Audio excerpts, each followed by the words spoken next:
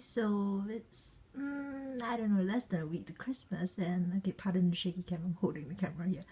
So it's about less than a week to Christmas, and your gift should all have been bought, I hope. But maybe you haven't wrapped it yet. So just to, spread a bit of happy Christmas holiday kind of cheer, I'm gonna show you how to make this 3 gift tags from scratch today. Let's get started. Okay, so to save time, I kind of already painted these and they're in the process of drying, so we can skip all that waiting and watching me paint all these things, because come on, it's watercolor. It's just a watercolor background. I'm sure you can figure it out on your own, and we don't need to waste time like that. One thing I did want to mention though is why I did it this way. So before we get into all that, you can absolutely use those pre-cut what do you call this? Oh yeah, those pre-cut gift tags that you buy like from Amazon or some craft store or something. Totally okay. The only thing is that if you paint them, they may kind of bleed over to the other side. Another thing you could do would be to use colored paper and just go into detail. That's totally okay too. Again, well, in that case there won't be so much worry about going to the bleed through on the other side, except for this maybe, and we'll get more into that at that point. But yeah, there's no real right or wrong here. I just like doing it like this because I just like the look of handmade watercolor. Another option would be to do them on your computer, but I get a feeling if you're here, you kind of don't want to do it on a computer. So those are just some of the reasons, options that you can explore besides doing it this way. But today we're doing it this way, so let's get started. I use those phrases a lot actually. Anyway, so we're going to start with the Snowing Forest, which is probably my favorite. And for this tutorial, I'm mostly going to be using my Tombow Fudenosuke twin tip, because one side is black and one side is grey, and I like not having to reach for another pen. So we're going to start with the black, and we're going to start with the trees. Now you may notice that this is a bit smaller than this, and again, up to you. How big or small you want them, I just find it big is easier for me to demonstrate, and it gives me more space to work with when I draw. Now the bottom isn't dry yet, and I'm totally okay with that because I actually like some bleed. But if you don't, you can always wait till it's completely dry, or better yet, just don't paint it. So I normally start with about 5 trees, right? And these are my trunks. That sounded weird because I'm not a guy and swim trunks, but anyway, side note. So these are the trunks, and now you want to add all these branches. When I draw these branches, I think of the Chinese word okay, because I'm Chinese, so I think of Chinese calligraphy and the Chinese word for like person, because that's like literally how we write it. Or kind of like the Chinese word for person. Let me do this here like this. So it kind of looks similar. It's been years since I wrote Chinese. Oh my god, I can't believe I just did that. So anyway, you want to do this all the way down to more or less the bottom. Leave a bit of space, obviously, because all these don't grow down to the bottom. You can even draw them straight if you want, just straight out. The good part about this is because it's a brush pen, there's some line variation going on. Another way to look at it, it will be like drawing, I guess, like a skeleton of a fish. Okay, this part wasn't really well done, so I'm gonna extend it up a bit so that it covers up for that. But anyway, you won't be able to see much of it soon. So just chatter. Okay, watching me do this is probably super boring, so I'm just gonna try to speed it up a bit. Actually, if you know what type of trees these are, maybe you could let me know in the comments. I have no idea what they are. I know that I see them on like Christmas cards and blah blah blah, but I actually have never seen snow. I mean, I've been to Nepal in like early spring, late winterish January anyway, but there was no snow there. So okay, so anyway, these are your, you know, your big trees. These are the top line basically, but you still have a lot of space here, and that's where you draw a few more less precise, more ugly trees. So don't worry about going outside the line or, you know, overlapping or whatever. It's okay. Nobody's gonna notice. They're meant to overlap because, I mean, it's a forest. No tree, you know, the trees don't grow like in perfectly straight lines. You can tell that I'm not being super precise right now. And I'm even adding some in the background, further away behind these. Okay. So you roughly have something like that. And now for snow. Okay, so this is, I'm going to move this now. So I actually painted these backgrounds with a mix of my Sakura Koi palette, and which is this one, which is kind of a train wreck right now. I mean, I've been using this for half a year, so it's kind of messy. And let me move this. I'm also using a more inexpensive Jovi palette. So I'm very lazy to get up and get that palette. So what I'm gonna do is I'm gonna use the plastic on this end, and with the plastic on this end, this is going to be my palette for my Daler Rowney Designer Gouache. Gouache? Okay, I'm going to pronounce this gouache, but if you know how to pronounce it properly, tell me. So this is going to be what I use for snow, for all of them, basically. It's gouache, if you didn't know, is like, I mean, I guess I would call it solid watercolors, opaque watercolors, yeah. And I mean, I like that about them because they are basically water soluble, and I don't have to worry too much about it. You could use acrylic as well, but I find acrylic a bit too sticky. Another option would be to use something like Dr. P.H. Martin's, what was that? Bombay Indian ink and white. I do have that, and I use it for pointed pen on occasion, but I despise it. As in, no, I don't really despise it. I just hate it using it for splatter because it's waterproof, which means that once it gets on something, you have to use ethanol or something like that to clean it off. And while that's okay on this table, I mean, it's an IKEA table, I don't really mind if I kill it too much, but I once did some splatter, and it was on a pad, a cutting pad, you know, those cutting boards, and essentially I killed the board because I tried to take it off with like ethanol and it died. Anyway, I need some tissue for this. So, how do we make splatter? I mean, honestly, you may have done this in art school, in art class as a kid, but essentially you can use a toothbrush, but what I'm going to use here is an ox hair. Can you see this? Yes. Okay, I'm going to use an ox hair flat brush, square brush, whatever you call one of these. So I like ox hair because it's messier, like, you know, it's not so neat and tidy, and I don't like my brush to be too wet because otherwise the splatter becomes really, really big, which is not what I want. So I don't really take very good care of this brush because it cost me well, it was pretty inexpensive, and I just, you know, flick. Hey, okay, not enough water. Sometimes when it doesn't flick, it means you don't have enough water. There we go. Okay, here it's not, with this one, it's not so much of an issue of like, you know, how big the splatters are because you don't really have to control it. But with some of the other tutorials I'm going to show you, you may want the splatters to be a bit smaller. So after that, just clean off your finger and you're good. Okay, now I've got that splatter down, but it's kind of snowing now. You can see the snow. But I want it to snow more. I mean, this looks like it just started snowing. There's no snow on the trees whatsoever. So that's where my favorite white pen comes in. Okay, let me show it to you first. So this is the Uniball Signo Broad in white. It's pigment ink, so it works very well with all this. And as you can see with splatter, it kind of gets on your desk. So if you're a bit, you know about that, make sure you put some newspaper down.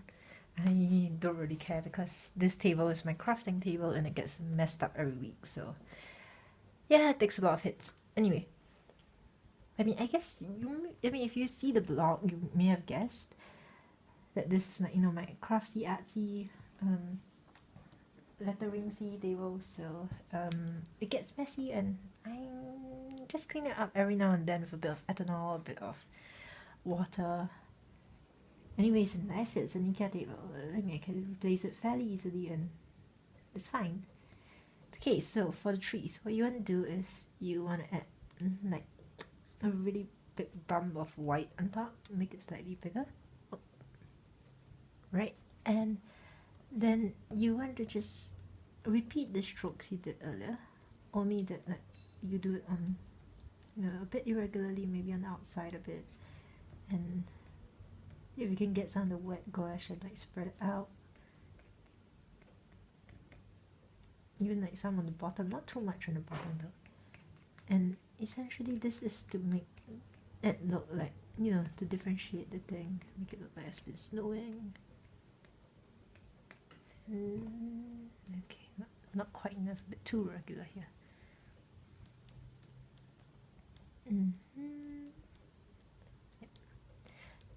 Some people also use the Sakura, what's that?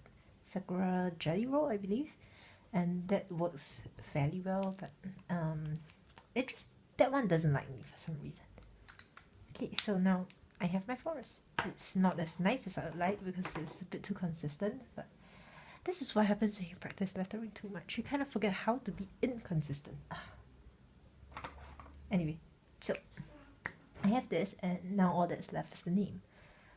So if you had used a darker sky here, you could just use white, but since my sky is pretty light, I'm gonna go with the gray. I mean, like you saw here, right? I'm gonna use the gray end of my Tombow twin tip. So I am going to letter, let's say, okay, I'm going to letter some random French name that popped into my head that my sister used to be super fond of. So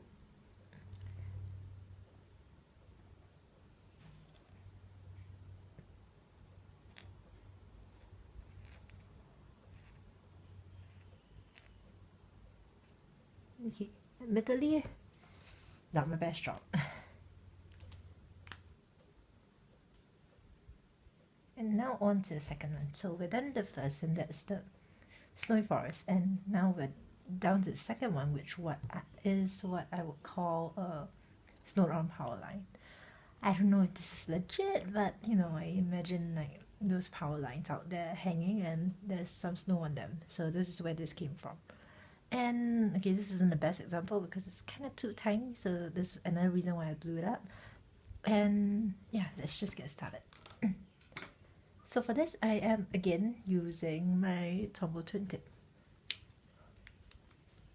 We're going to start by drawing the poles before we get into the lines. So there's some guidelines there. So I mean, okay, this one is kind of weird because there's a bit too much space up top. Yeah, there's a bit too much space up top. So I'm going to actually move this up so there's a bit more breathing room. I'm not going to use a very long name here. If I were going to use a long name, I probably would have to do it landscape instead of this way. But since I'm, you know, they're all formatted like this, I am gonna do a short name across. Oops, sorry about that. So this is why I don't get up from my chair. If I get up, I'm liable to mess the entire setup up. So now we have this. And I want to letter the name across and add some snow splatter and all that kind of things. So for a short name, I'm just gonna go with, let me think. Whose name should I go with? Oh god, this is really hard. I should have thought of a list of names before this, but let's go with Amy because it's short and sweet, and hey, it's another A name. Plus I like the loop at the end. So I'm just gonna letter Amy here. But that was a really nasty looking name.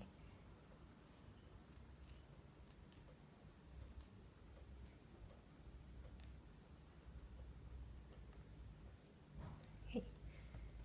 So I'm going to make sure it's connected to both ends. Right, and I'm going to go grab the grey end. So the grey end is where I start adding the lines over, because I don't want to detract from it too much. So I want to make this look like it's part of a loop.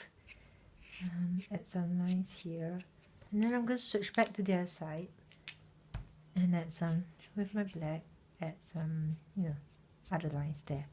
I'm also going to add like a big loop of wire here, maybe another one here, because I mean that's what I see when I went to, I believe it was,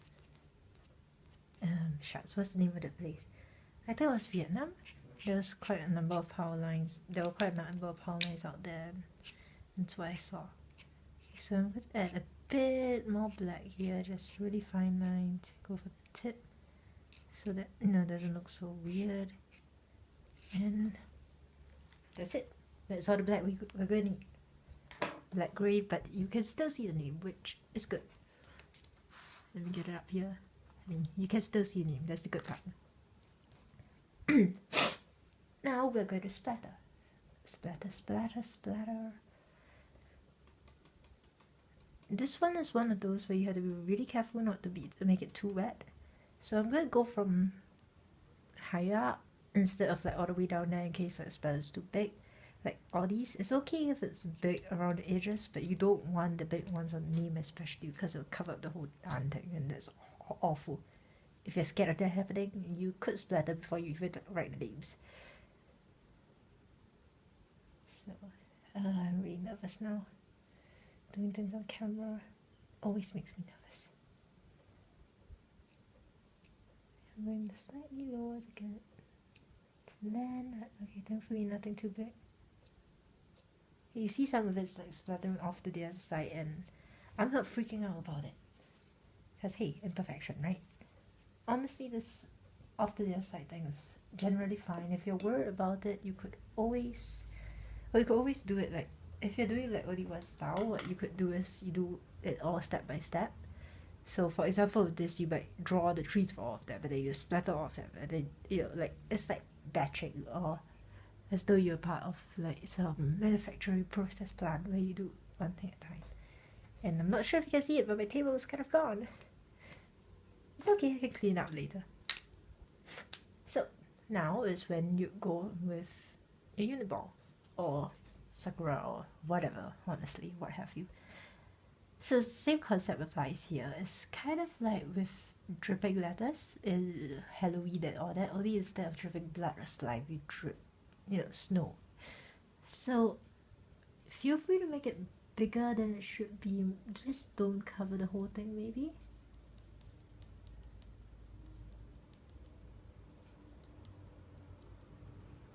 I actually have to rush to get this done because my best friend's coming over, and like she's gonna judge me so hard. Okay, she won't actually judge me, but she'll be like, I thought we were supposed to let you hang out. So, and then you add some snow to the top, maybe a bit on the wires itself. There you go.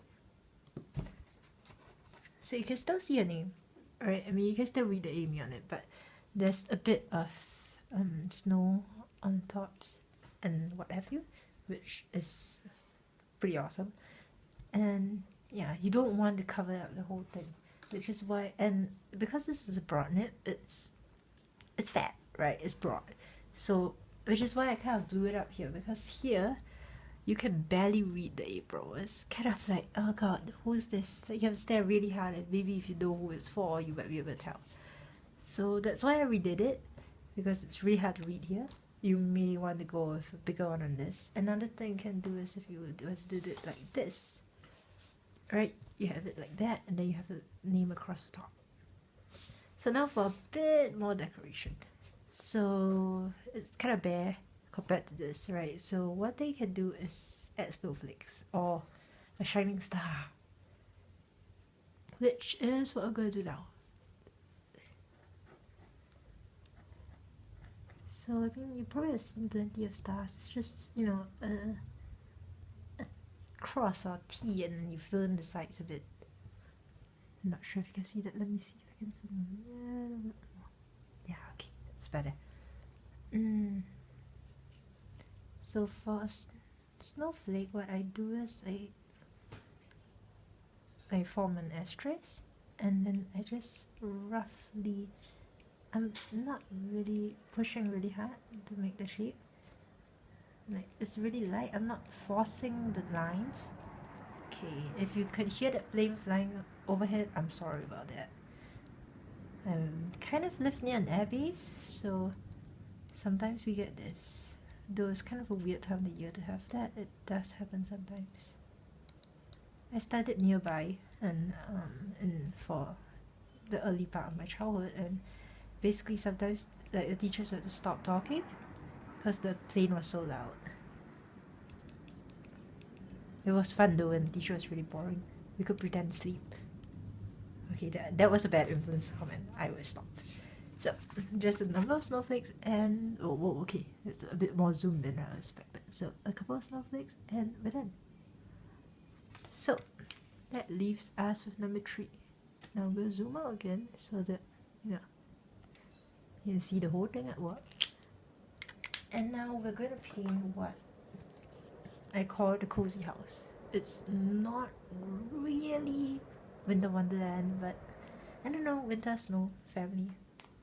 Okay, I'm just saying random words now. Anyway, so this wasn't a perfect rendition. Honestly, I wasn't very happy with the window. It kind of looks like a barn to me. The red is a bit too red, but let's give it another shot. So, this one is why I would, if you really love this one, I would actually paint my own tags. Yeah, because it's hard to paint a color over another color, especially if you're using watercolors. Okay, that's a lot of color in one sentence, but it's hard to paint like a certain color over any other color other than white, because especially if you're using watercolors, because watercolors are not really opaque, so it will take on like the sheen or the shade of whatever color is underneath. And so if you're using colored paper or something, that might come and bite you. Then I mean, I guess you can use gouache, but honestly, I'm not a fan of that, and they tend to be more expensive than watercolors as a general rule. So I will paint my own, and that's what I did here. So I painted this, and I left a space here for the house because I mean I already knew what I was going to do here, so that was easy. So now to paint the house. So like I mentioned, it's kind of, it will take on the shade of the color before it. So what I'm going to do here is I'm going to paint the window first, and then the house, and then I'm going to leave some space for the snow. So I'm going to be using my Jovi colors, because at least for the yellow, because it's cleaner than my yellow or my Sakura Koi, and it's kind of a pain to clean it in the middle of the video. I should have thought of that beforehand. So I'm just going to get some yellow. Right, that's plenty of yellow. Here I'm using a size 2 brush because honestly a size 10 brush is overkill for this. So I'm going to paint a window here. This is a bit more yellow than greenish yellow than I expected, so I'm going to mix in a bit more of my other yellow.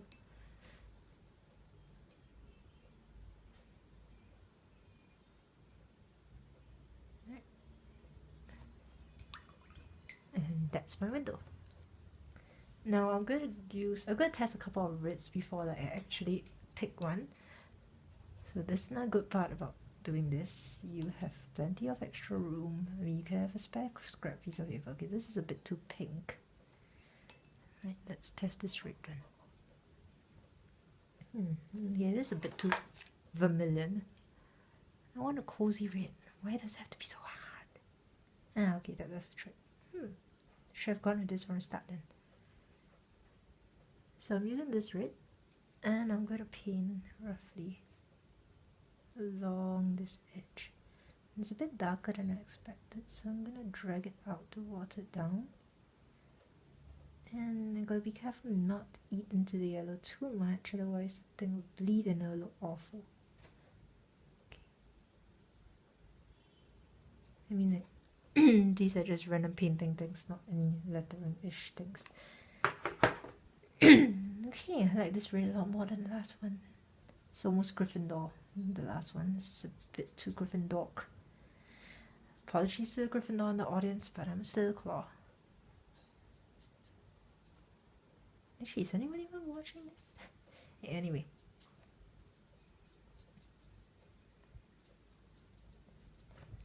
So that's my house. Well, it's not actually my house, but I mean, you get what I'm trying to say.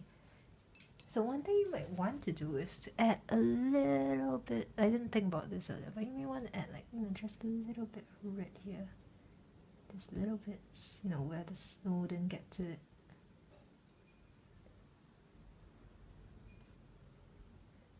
Kind of looks bloodstained now that I look at it, but what's done can be undone. Right, and then you may want to add a chimney, and okay, this is an afterthought by the way, so you can kind of see what I mean by the colors tend to bleed together. Like, it becomes purplish almost. So I'm gonna add a chimney here. Right, and it's not as solid as I'd like, but we'll live. And now it's time for some fun. So this is still wet, we'll come back to it later. And I'm just gonna, I actually don't think I need to splatter anymore here, because if you look at it, it's already been quite splattered by the earlier, you know, the earlier ones. But anyhow, just for the sake of tutorials, let's add a bit more snow. Again, I'm not very kind to my brush. Okay, let's splatter.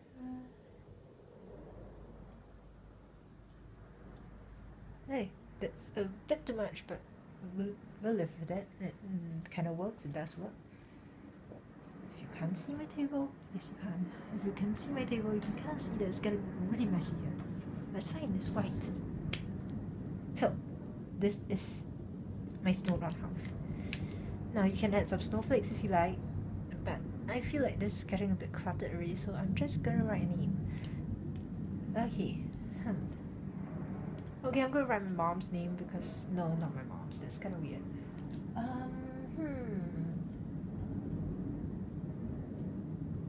Okay, I've only been writing girls' names, so let's try a boy's name, shall we?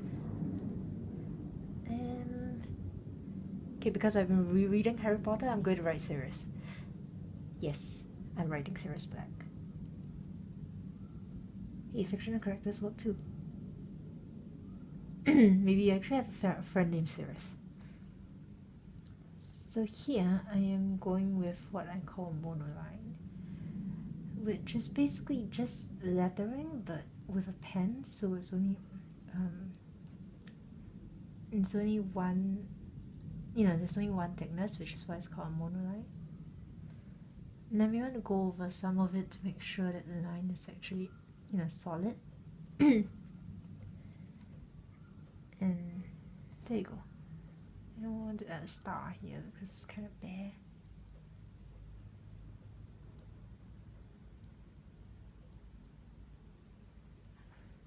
And then maybe a snowflake here. Maybe another snowflake here actually.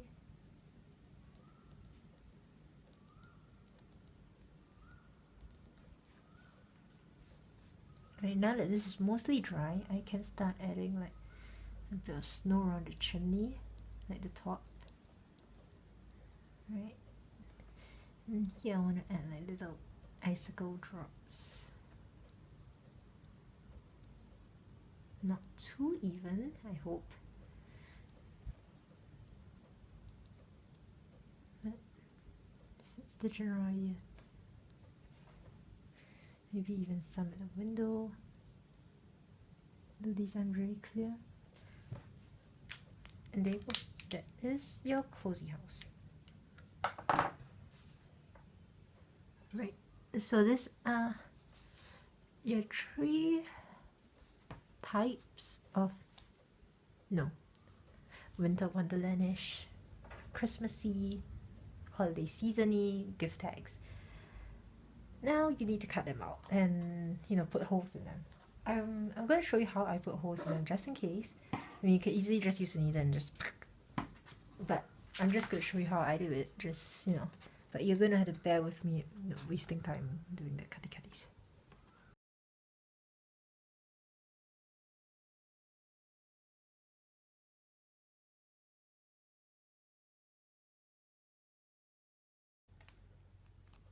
So, nothing complicated, just a pair of scissors. And you can use a penknife as well, but I'm lazy to get my cutting board over here. Also because aesthetic. Okay, I confess that the reason why I'm not using cutting board is because of aesthetics. My cutting board is huge and green. And, well, huge and green and ugly. That kind of makes me think of the Hulk. But the Hulk is way cooler than that. So, anyway. I normally would use a cutting board actually. But scissors works just as fine. It means that your just aren't as clean, but, or, you know, smoothly cut. But when you're going handmade, it doesn't really matter. So, you have all three. Right, and now all you need is a hole puncher. Now for my babbling, let's get back to business. So all you need is a hole puncher. You just pop off the end, right, and slide it in and punch a hole. If you want, you know, if you want to make sure the hole is somewhere where you want it to be, what I would normally do is I would make a mark where I would want, about where I want the hole. It doesn't really matter what I use because it's going to come out anyway. And you can see the mark here. And then I'll just slide it in. And make sure that the hole is there. Oh, excuse me. I'm hungry. And okay, so I make sure that the dot is within the hole and then just pop it out. So rinse, repeat. Rinse and repeat for the other three. Okay, it's kind of hard on this one, so you might actually want to use a white pen here. I mean, or metallic or something, so you can actually see it. Okay, and there you go. Oops. There you go. All three done. So you have your snowy forest, your snow power line, and your cozy house.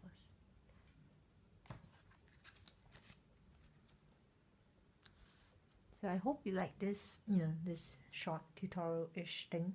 I know it isn't really full-on lettering, but honestly speaking, there's plenty of lettering resources out there, and I wanted to do something Christmassy for once.